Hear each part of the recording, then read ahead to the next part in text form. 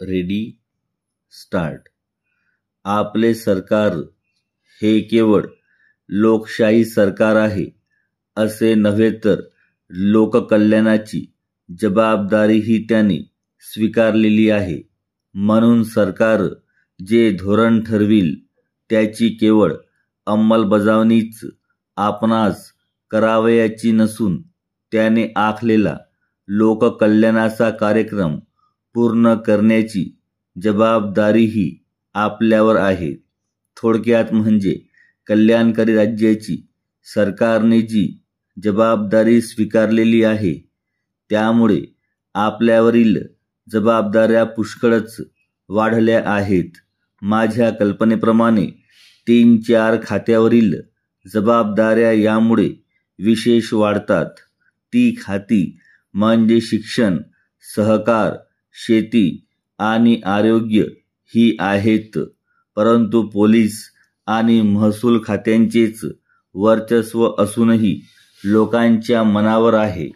त्यांना असे वाटते की हीच 2 खाती प्रमुख व महत्त्वाची आहेत, ज्यांच्या हाती पोलीस आणि महसूल खात्यांचा कारभार आहे त्यांच्या हाती काही विशेष सत्ता आहे असे लोकांना वाटते। हा चुकीचा दृष्टिकोन हळूहळू बदलला पाहिजे।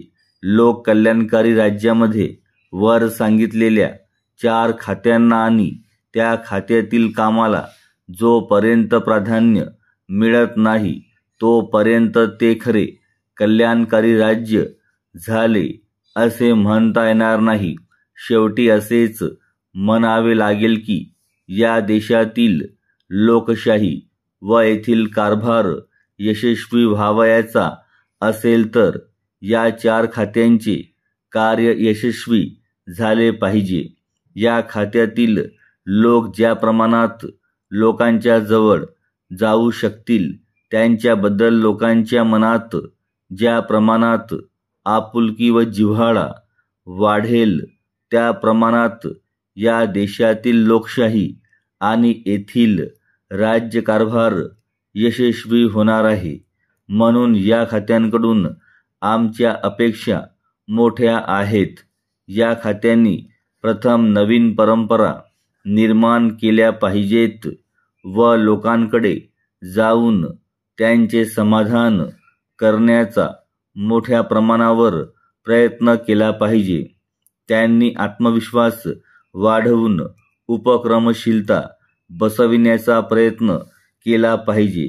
या कामात त्यांच्याकडून ज्या प्रमाणात वाढ होईल त्या प्रमाणात लोकांच्या दृष्टीनेही आपले महत्त्व वाढत आहे असे त्यांना दिसून येईल। सरकार स्वाभाविकपणे अजूनही जिल्ह्याच्या अधिकाऱ्यांना प्रमुख स्थान देते। यंत्रणेचे एक महत्त्वाचे अंग या दृष्टीने त्यांना महत्त्व मिळणे स्वाभाविक आहे। परंतु लोकांच्या मनात ज्या प्रमाणात वर सांगितल्याप्रमाणे बदल होत जाईल त्या प्रमाणात इतरही गोष्टी बदलत जातील।